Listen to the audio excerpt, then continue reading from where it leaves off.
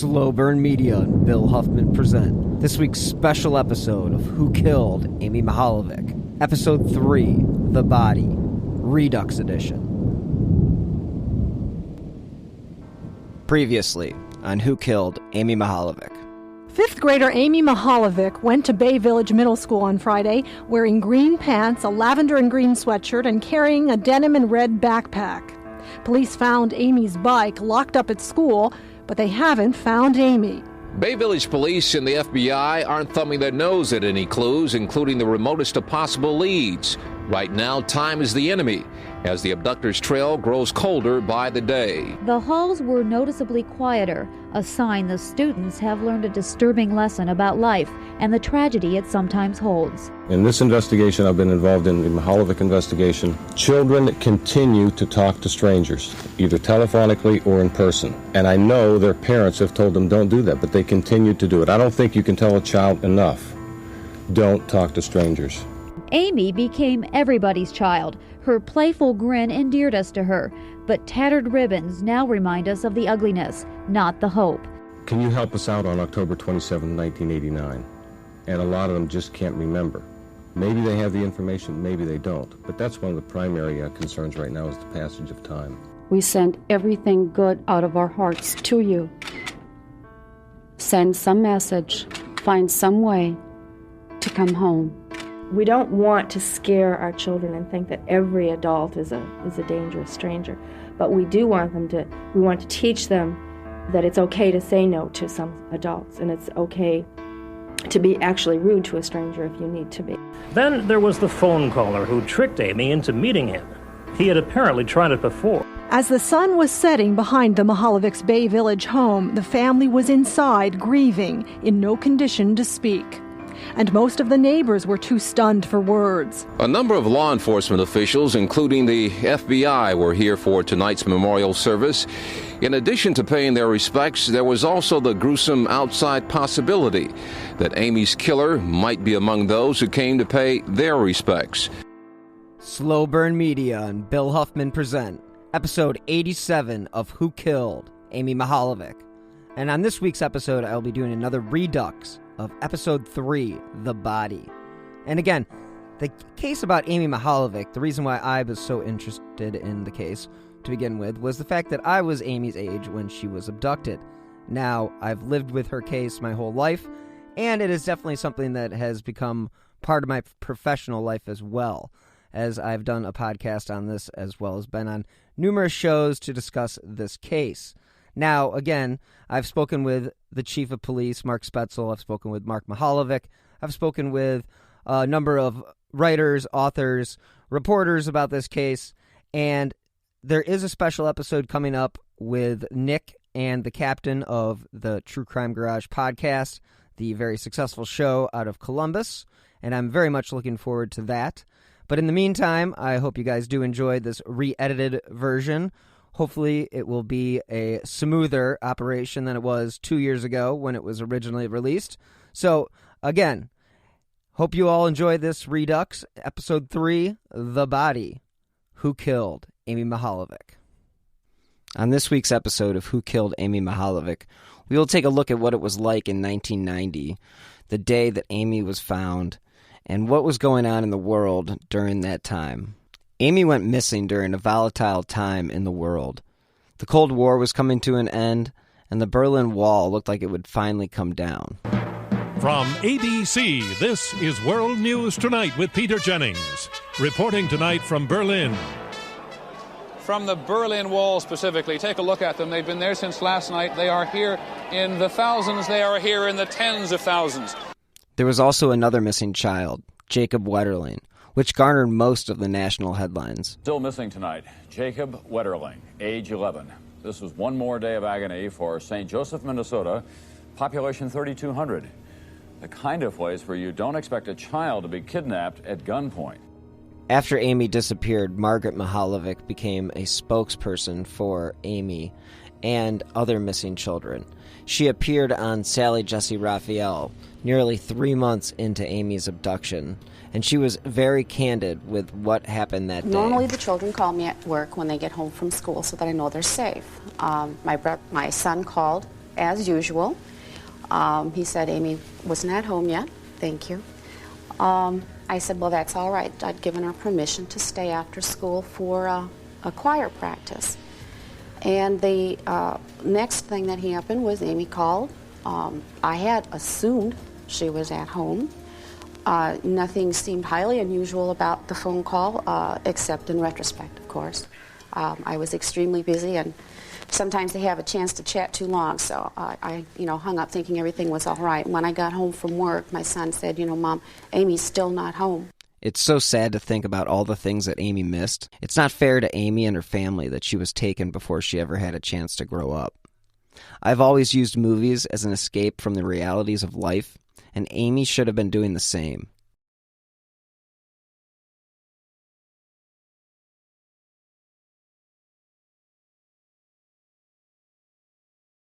As we bid farewell to the wonderful decade that was the 80s, we felt like we were entering a new stage in our lives. 1990 was going to be a brand new year, and while the search was still ongoing for 10-year-old Amy Renee Mihaljevic, we as kids had to begin to move on. The stories on the news became less sporadic as each day passed. With each holiday or birthday, the media would trot out to Bay Village to interview the Mihaljevic family and see how they were dealing with their missing daughter. Every once in a while, there would be a news story about a recent Amy sighting or about Margaret going on nationally televised programs to bring awareness to Amy's case. While the Mihaljevics, the investigators, and the volunteers continued searching for Amy, the kids in the area had to get used to the new normal. There were serious consequences if you talked to the wrong people, so it made us all a bit wearier of anyone that we didn't know. We did try and move on with our daily lives as much as we could, but the reality was that Amy was still missing, and we knew that any hope of her coming home alive The Little Mermaid. had already I wouldn't passed. miss it. Coming only to theaters this holiday season. Went off the field and checked, and it was a body. 35 FBI agents were assigned to the Mihaljevic case. 100,000 man-hours had been logged. Practically everyone involved in the investigation were clinging to hope that Amy would be found alive. The body of a young female found in Ashland County early Thursday morning has been identified as that of Amy Mihaljevic, age 12, of Bay Village of Ohio. The body has been at the site for a considerable period of time. Positive identification was confirmed by the use of dental records and fingerprints. Initial test results indicate that her death was a homicide. I can only say that there were stab wounds to the left side of the neck. Can you say how many? No, I can't say that. Any possibility of sexual molestation? I can't say that at this time. When I met with Mark Mihaljevic, I asked him what that day was like when Amy's body was found. Well, I was at a dealership, and I was called and told that they had found Amy's body, and we all met back at the house there on Linford, and the police chief at the time, Bill Garou, I don't know who from the FBI anymore, probably Dick Wren, and the second pastor at Bay was there, and me and Margaret, and I might be missing somebody, but I think that's who was there. With technology in 1989 not being what it is today, they did a good job of collecting everything. We picked up a number of items, the significance of which we're not sure of at this time, but all these items have been sent to our forensic laboratory in Washington, D.C., and we're awaiting word as to what, if anything, is of evidentiary value, and whether or not it fits or coincides with anything that we have previously developed in this case. I asked Chief of Police Mark Spetzel what it was like that day and whether or not he went to the site. Keep in mind, I was probably a patrolman with a little less than 5 years on. So the detectives went down there, the FBI went down there. Obviously, the Ashland County Sheriff's Department had jurisdiction because the body was found within Ruggles Township, which is their jurisdiction. But it was almost immediately identified as being Amy based upon description and everything else. And that's why the body was taken from the scene there up to Cuyahoga County. Like every department in the region, they had been on notice for months of the possibility of this worst-case scenario, and they knew exactly what to do. They closed the road, secured the crime scene, and contacted the FBI. It had actually been prearranged with the Cuyahoga County Coroner's Office at that time that if her body's ever found, our desire in law enforcement was to bring it back to Cuyahoga County to have the autopsy done. And they agreed to that. So as long as the jurisdiction where the body was found agreed to it, that was already in place. When I met with Special Agent Phil Torsney, I wanted him to give me a detailed description of what that day was like when Amy's body was discovered. Yeah, I was working out of Bay Village. We had a command post up here, but we became aware that morning that a body had been recovered down in Ashland County, and I was one of the agents that was dispatched to Ashland County along with numerous other FBI agents, law enforcement from Bay Village, and of course the Ashland County authorities and the Sheriff's Department down there. And we still work with them as well down there. I wanted Special Agent Phil Torsney to expand a little bit on that day and what he was able to collect as far as evidence goes. There's a curtain and a blanket that were found in a field, not right where Amy's body was found, but in the field fairly close, and certainly could have moved down there via weather or human activity or something else. So, the curtain and blanket were recovered the same day Amy's body was located down in Ashland County. They were taken into evidence and been out here at Bay Village Police Department. Some initial testing was done, but based on improvements in science again, we sort of resurrected those items from evidence and submitted them for additional testing. We believe there are hairs, canine hairs on those items which are similar to canine hairs that were taken from the Mihaljevic's dog at the time of her abduction.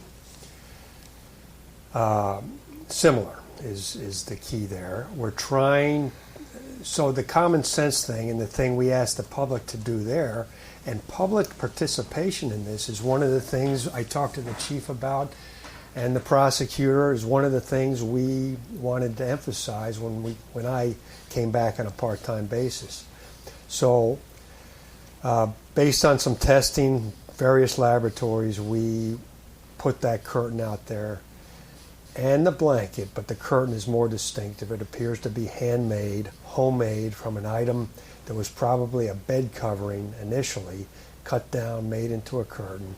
We've put pictures of it up on the Bay Village internet, and we asked the public if they could help us identify who either made that curtain, who had it hanging up somewhere in a vehicle or a apartment, a barn, wherever that could have been. Somebody who recognized that curtain and can place it for us somewhere. It doesn't have to exactly go back to somebody who may have committed this crime even, but if it gives us a spot where it originated from, then that's our job to trace it. It used to be here, it went to here, this lady made it, this seamstress sewed it. That's what we're looking for. We have had some calls, and we're in the process of evaluating those calls as well, and we're looking for more. It's fairly distinctive. It's up there. But on the other hand, it's a long time ago. We understand that, and that's part of our issue. Is all this happened, 29 years ago almost at this point. Despite not being at the crime scene that day, Chief Mark Spetzel had a pretty good description on what took place in Ashland County on February 8th, 1990. Right. So what we did that day that she was found, they walked a good quarter mile plus in every direction, around that body. Basically picked up anything that was not natural that would have been there anyway. So all that was collected, and you don't know why. You're just hoping that someday it'll play a part in it. That curtain and that blanket were found, I think, 300 feet, which is almost a football field length down the road, but also the way the water flows and the way the wind would blow. Mm-hmm. And they were dried out. They were kept by us here. Because you don't know if they have any connection or not. They were far removed from her body at that point. So all that stuff was collected, kept by us. If anything had any significance at the moment, it was shipped to the FBI lab for analysis. So her body's a whole different story, of course, because that went to the coroner's office. All the clothing in her body was analyzed. Anything was shipped to the FBI for analysis. So as you go through this years later, you're like, okay, what else can we do? What else can we do? What else can we do? And we start expanding our desire to do something new. And then we get to the blanket, which, had been photographed and all those kind of things. But we felt, let's take that and have it really forensically analyzed and microscopically analyzed, and that's when we come up with new things. Because back in the day, if you would have went and said to the FBI, hey, we got this blanket, found a football field away, we want to analyze it, they'd say, we can't do that for you. Just can't do it. If you got it next to the body, we'd be happy to do it. That's just the reality of investigations, because you can't, there's only limited resources, correct. So, but as you move on, you're able to do that. Authorities have long held the belief that where Amy's body was found was anything but random. I wanted to ask Mark Mihaljevic if that spot held any significance to him. No. In fact, as much as I've traveled around the state, I've never been out there or never gotten in a car. Let's go to that spot. During the 105 days that Amy was missing, a lot of effort went into finding her alive. There were roughly 60,000 official hours by all different branches of law enforcement logged. Hundreds of promising tips led to nearly 10,000 people interviewed. 120 potential suspects investigated and questioned repeatedly. 8,000 leads pursued and abandoned. 2 million posters were distributed in all 50 states and from Europe to Australia. Within 2 weeks of her disappearance, the police file for Amy contained over 3,600 entries. Less than 2 weeks after Amy went missing, on November 9th, 1989, students held a candlelight vigil for Amy. Hundreds of residents went to 6 Bay Village churches the week after her disappearance for prayer vigils. National coverage from Inside Edition to hard copy covered Amy's disappearance. In early December of 1989, a helicopter searched the woods in the western suburbs. On December 11th, the church bells rang 11 times in Bay Village. It was Amy's 11th birthday. A tree was planted at the middle school to represent hope in finding Amy. Local businesses launched the Community Fund for Assisting Missing Youth Incorporated to raise reward money and pay for child safety programs. Amy's parents had her favorite spaghetti supper and lit white candles. We come together first of all then to pray for one another, to pray for the eternal life of Amy and for all those who have been violently taken from us. The Mihaljevics had a St. Jude sign, the patron saint of lost causes, in their front yard that read, St. Jude, pray for us. Thank you.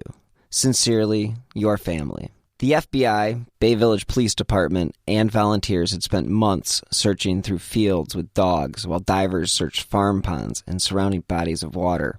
Shortly after Amy was abducted, General Motors, Mark's employer, offered a $10,000 reward for information that would lead to Amy. Unfortunately, all of our hopes were dashed on February 8th, 1990.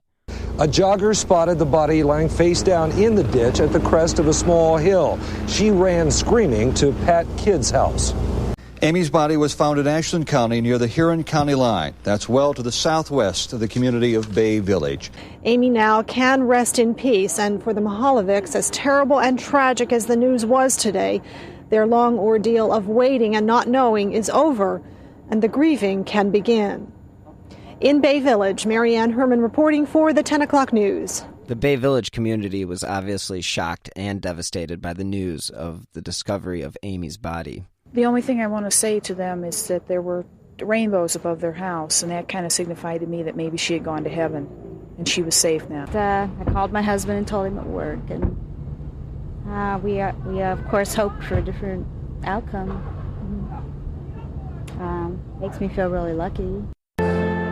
Inside, the crowd stood in solemn silence for the hour-long mass. After months of hoping and praying for the safe return of young Amy, their worst fears had been realized. Not only was the family traumatized, but the kids of the community, as well as the community in general, were also scarred for life. Amy was in 5th grade at Bay Village Middle School, and as school let out, the faces of students spoke anger and despair. Being kidnapped, and she's with God now, so it'll be fine. Just sick. Hope they just find him.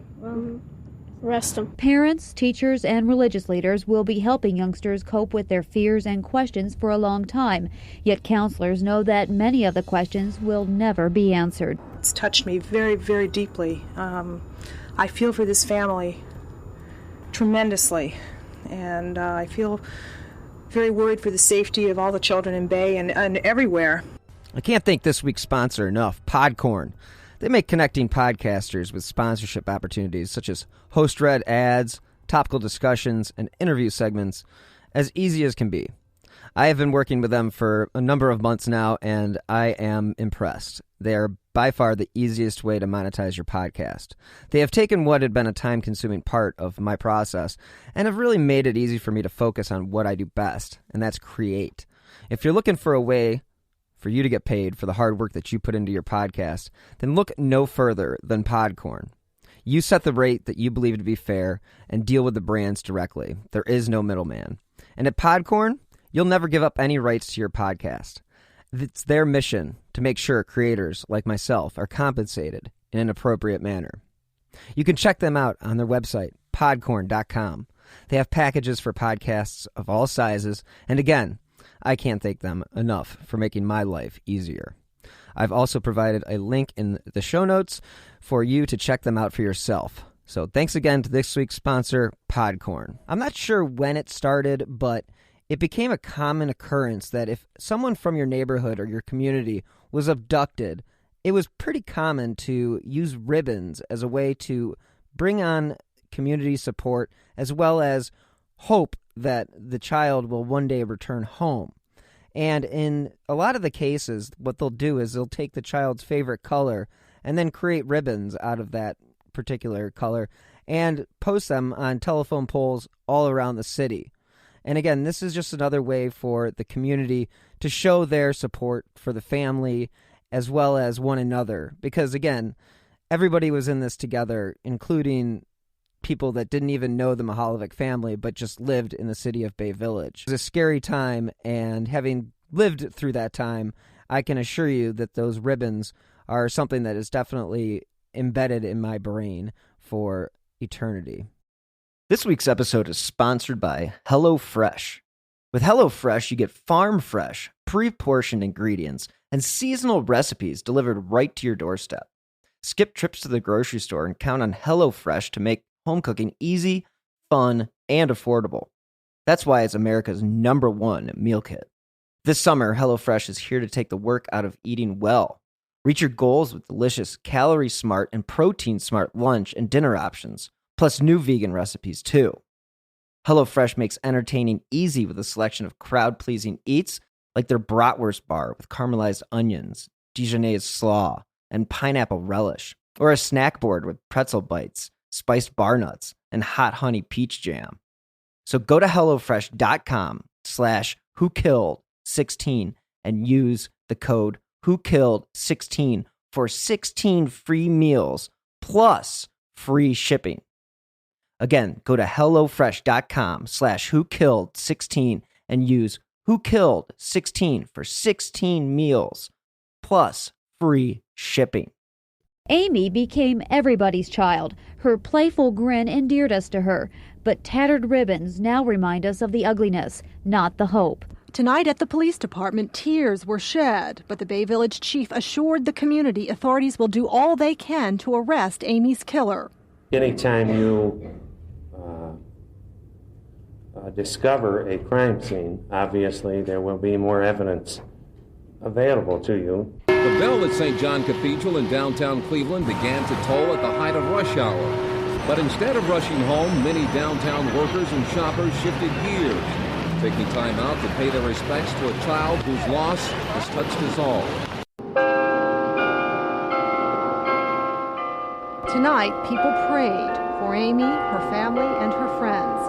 6 Bay Village churches held a prayer vigil for Amy's safe return. The Cleveland media had covered Amy's case closely for nearly 4 months, so when the news of Amy's body being discovered came out, they arrived in droves. We've been covering this story now for well over 3.5 months, but there are still many, many unanswered questions tonight. Like, number one, was the girl's body put here just recently, or had it been here ever since she turned up missing? Now, people around here, and I've talked to a lot of them this afternoon, tell me that the farmland in this area is a heavily hunted area, and they were hunting through the first week in January. There was no snow on the ground, and the hunters tell me they certainly would have spotted a body laying along the side of the road. That's well to the southwest of the community of Bay Village.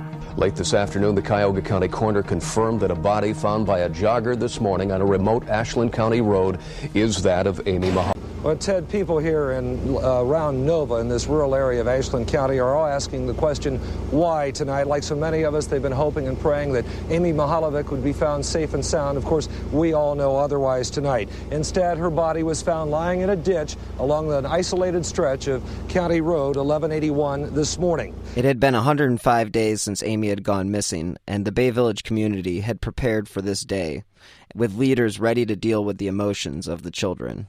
Bay Village school officials had made some preparations for this day everyone wished would never come.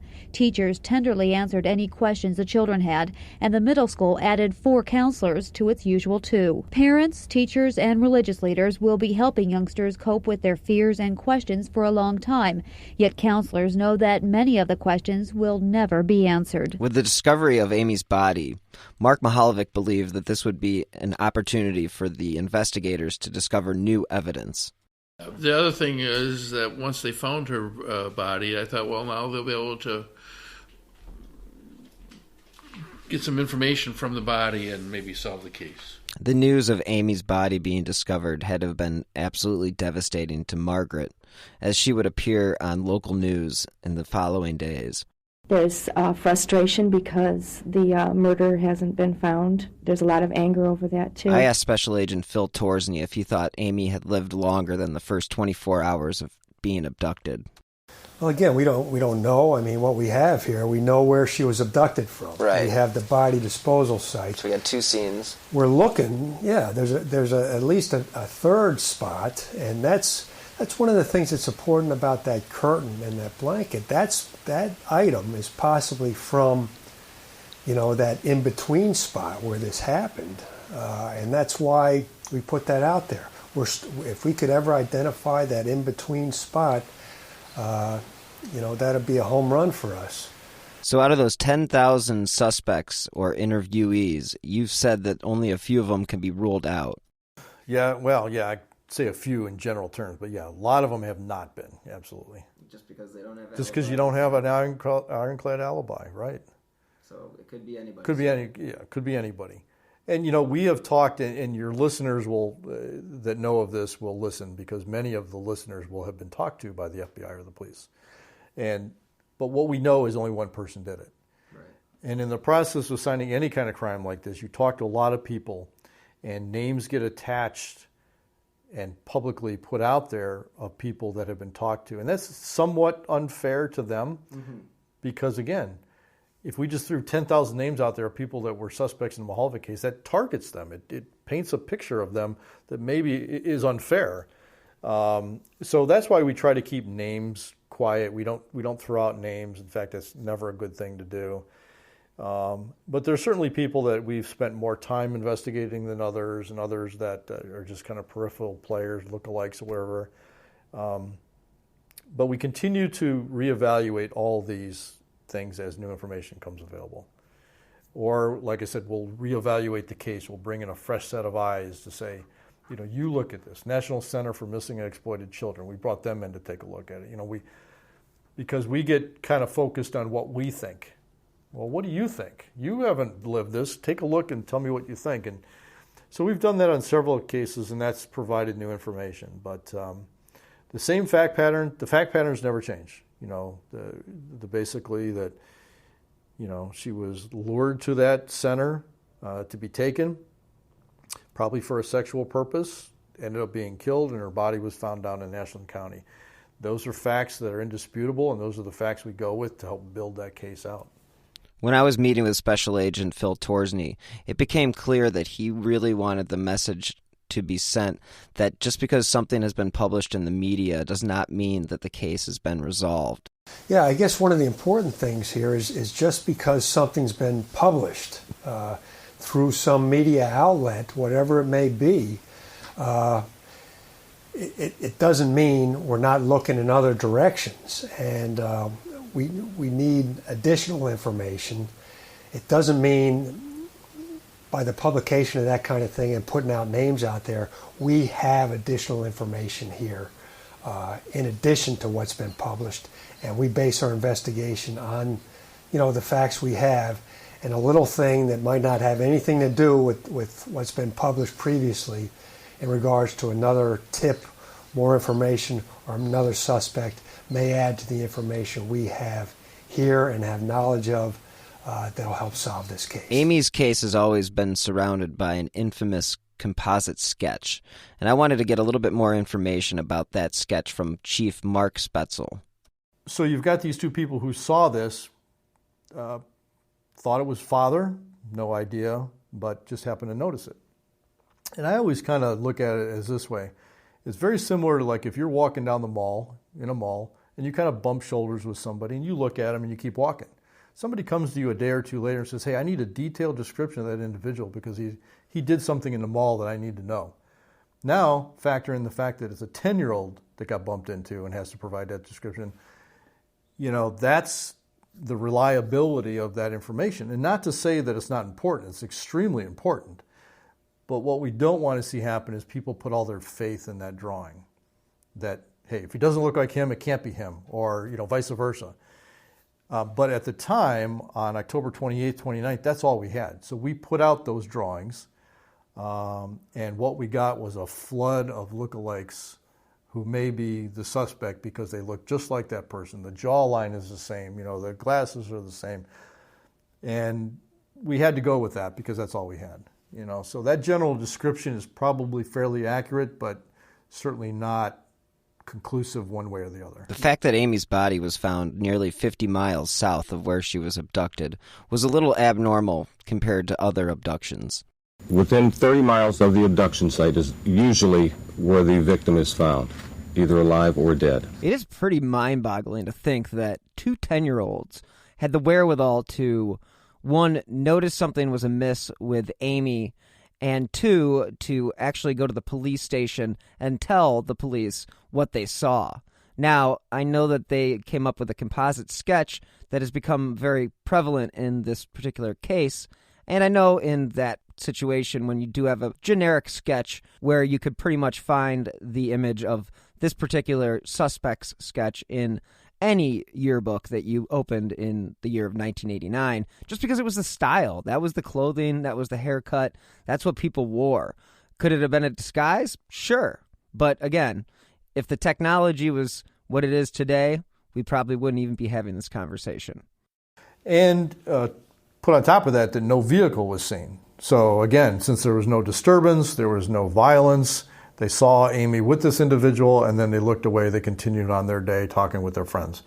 No one ever saw a vehicle parked in a parking lot. Nobody saw her getting into a vehicle. Nobody saw her walking towards any type of vehicle. So there is no vehicle description that goes along with this individual. Had you had both, obviously it would have helped, but we didn't. And of course, unlike today, back in '89, there's not surveillance cameras throughout everywhere.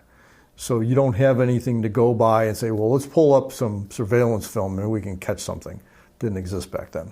I wanted to know from Chief Spetzel what the mood of the station was like on the day that Amy's body was discovered. I think even though, time had passed and, we had this hope that we'd find her, it was still a shocker that she was found deceased. And where she was found. And that always starts to raise the questions, why there? What's the connection to a cornfield or wheat field in Ruggles Township in Ashland County? Why that? And that in and of itself provides clues. The behavioral people will tell you that there's had to be some familiarity with both places. People don't just drive and place a body. They have to feel somewhat comfortable, even if it's just a place they know of or have been by or something. There's some familiarity. It's not just generally a random location. And then the fact that she was only placed, 15 feet off the roadway, indicates that that person probably wanted her body to be found at some point. You know, he didn't take her back in the woods, burying her in a deep hole, never to be found again. That's a good point. So all these, all these factors of where the body was found, you know, how it was found, all that are clues that you generate to hope you lead you in the right direction. So we're always looking for connections to Northeast Ohio, the Cuyahoga County, and Ashland County, and you know what might be the connection between a suspect in those two locations, and you know that stuff happens just regularly. It's part of the process. With any case, especially one like Amy's, the answer could come through DNA technology. And I asked James Renner what he thought about the DNA that the Bay Village police possessed. Takeaway from the conversations we've had, I believe what they have is DNA that they recovered from Amy's body that they believe is from the killer, but might have been DNA from a contaminated scene, crime scene, because that where they found her body, there were a number of people before the FBI and police and crime scene people got there that were coming and going and moving and you know, touching the, you know. So, you know, are we 100% the DNA we have as the killers? I don't know. I've also been told that the DNA that they do have is not a complete strand, but a segment. So, you know, picture a ladder with 100 rungs, and each rung is a different color.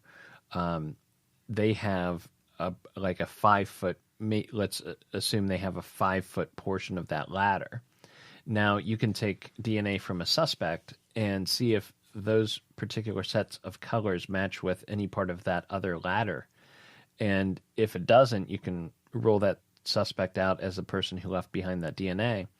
But if it does match a 5 foot section in that other ladder, well, then they're still a suspect. But so is, you know, so are 3 or 4 other people. So you can rule people out, maybe, but if you find a match, it doesn't mean that person is the killer. It means they're one of a small group of people, a smaller group of people that could be the killer. When I spoke with Chief Spetzel a few months back, I asked him about the DNA that they possessed. We have DNA. I won't get into too much detail, but it's not. We don't have DNA that you can plug into CODIS and come out with a suspect. I'll just leave it at that. Okay. That would be ideal, obviously, because anybody arrested for a felony, their DNA is taken, it goes into a database, and every law enforcement officer in the country can search that. Yeah, we live in a CSI world. Right. The public does too. Right. And they think that, oh, well, there's got to be DNA. There's got to be. And there's not always in cases. You know, we had a homicide back in 2001 with a roofer that was killed on Lake Road, and we had no forensic evidence, and we convicted him completely on great circumstantial evidence, but that's how it was solved. Wow. You don't always have forensic evidence in a case, so you have to use other methods. The difficulty is when the case is cold, I say cold, that's not even the right term, the case is older, that becomes even more problematic because people's memories fade, people die, their memory starts to change. I mean, you probably have a recollection of events when you were a kid that if you ask somebody else would be different than your recollection. Somebody's not right, but they're not wrong either, because over time things change. And so that affects the case as well. The question that is hanging out there is science going to be able to solve Amy's case in the same way that science solved April Tinsley's case, as well as the Golden State Killer? We were on the phone today with scientists, myself and some of the detectives, scientists from various organizations, in an effort to take what we have as far as science goes in this case and forensics goes in this case and move forward to something that might help us make an identification or a resolution. That's ongoing.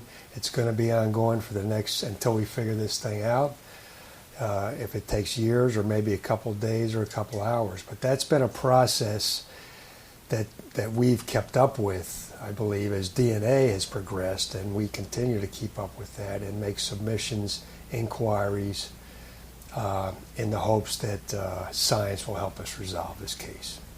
I asked the chief if he kept a short list of suspects. I do not have a short list. I mean, there are certainly, like I said, people that we've spent a lot more time on than others because of the circumstances of their what they've been involved in. And but I will tell you that from reading about cases similar to this, sometimes it's the ones you don't expect, it's the ones you're not really looking at heavily. It's easy to look at a known sex offender who likes a girl of that age and say, well, it's got to be them. We don't know where he was, but that's got to be the one. He looks like the composite. Right, he looks like the composite. So, but that's kind of the easy way out. You gotta make sure you know what you're doing and the facts fit in.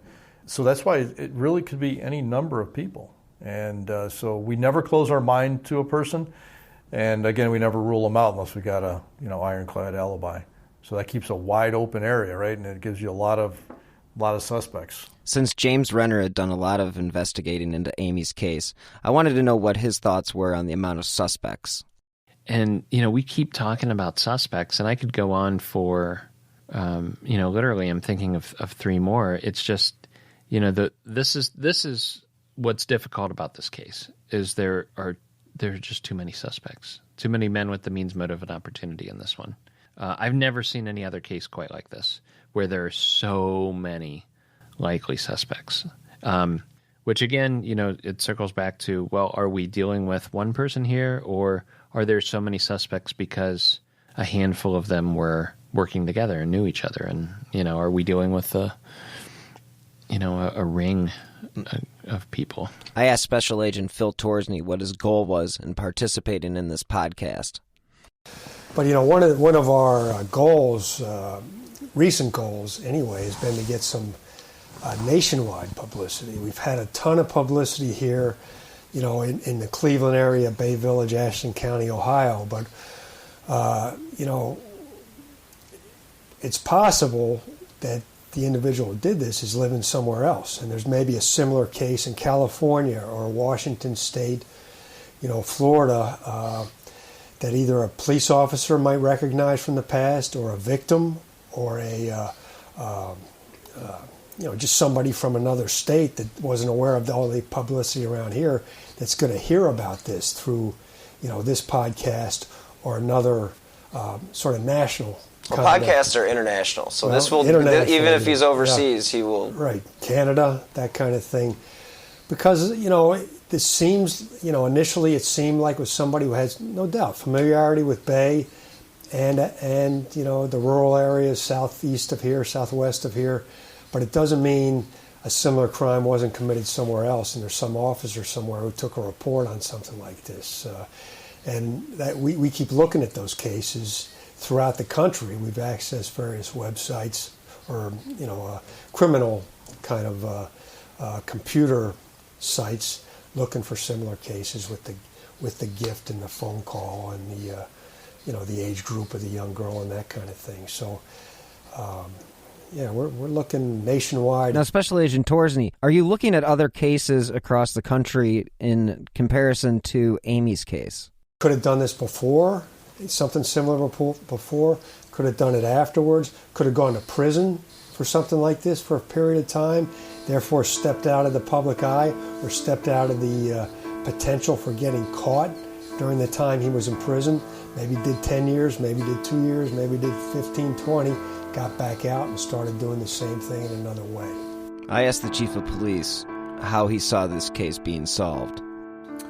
I see it being solved through information provided by the public. I really do. We have a vast amount of information, some of which we can piece together, some of it we can't. So I'm really of the belief there's someone out there who has direct or very closely direct information about who did this. Either they heard something, it's a relative, somebody confided in them, deathbed confession, something, someone out there other than the killer knows what happened. That's the person we want to go for, because then they'll be able to provide some clarity to all this information we have. We can put it together and make a case. I think that's how this is going to happen. Coming up on the next episode of Who Killed Amy Mihaljevic, we take a deeper look into the suspects and who may have been involved in the abduction and murder of 10-year-old Amy Renee Mihaljevic. My mind says we're going to have seen him. That's called class evidence, when you're able to compare, a fiber or something to another item like that. And that's not 100% like DNA. You know, DNA is pretty much, that's the way it is. But if you have a fiber that looks like this fiber, and you're able to connect them to your suspect and your victim, that's great, but it's not conclusive enough to get a conviction. But it provides that thread to tie those together, and then you go. Right? Because it's been unsolved. If it was simple, it'd be solved by now. But whatever the explanation is, it's not simple, you know. So is it that somebody went to get her and somebody else took her? Is it that more than one person was working on it? A number of law enforcement officials, including the FBI, were here for tonight's memorial service. In addition to paying their respects, there was also the gruesome outside possibility that Amy's killer might be among those who came to pay their respects. Thank you guys so much for tuning in to episode 3, The Body, Redux. Originally published in 2018, and it has been re-edited and reproduced by myself, Bill Huffman. And again, if you would like to help support Slow Burn Media, you can do so by donating on the Slow Burn Media website. That's slow minus the W. And you can also donate via Venmo using my Venmo username, Bill-Huffman-3, or via PayPal with my email, billhuffman123@yahoo.com. Any contribution does help keep these shows going, and again, this is an independent production, so any little bit helps. And again, thank you so much to everybody who's listened, who's supported me throughout this whole process, and again, hopefully we will one day find answers to who killed Amy Mihaljevic. Now, in the meantime, if you guys want to keep up to date with the shows that I have in the pipeline, follow me on Twitter at BillHuffman3. And if you do have information about the Amy Mihaljevic case, I highly encourage you to contact the Bay Village Police Department at 440-871-1234. You can also contact the FBI at 1-800-CALL-FBI. Again, you guys, thanks so much for tuning in to the Redux version of episode 3. Hopefully smooth some things out for you guys, and can't wait to see you guys again next week for a very special episode with Nick and the captain of True Crime Garage to discuss the case of Amy Mihaljevic. Until next time, everybody, please stay healthy and be safe.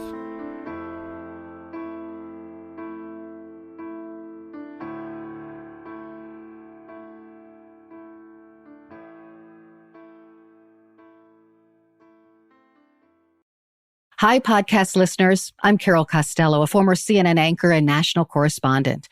This January, I'm launching a podcast about one of the first cases I ever covered as a journalist. It's one that stuck with me all of these years, the one that buried itself under my skin and stayed put. It's a true crime series about an amazing woman named Phyllis Cottle, who defied torture and death and brought a fierce rage to the quest to find her attacker.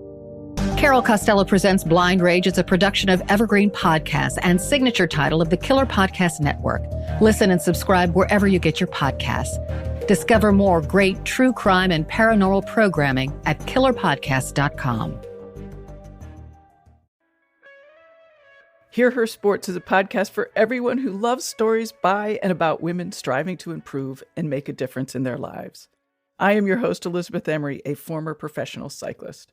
In every episode, I introduce a female athlete or woman in the business of sport through a thoughtful conversation about who they are and the terrific work they're doing. My guests and I explore the glorious and frustrating issues in sports, history, equity, training, nutrition, and so much more. Join us for inspiration, for community, and for love of being a strong, athletic woman.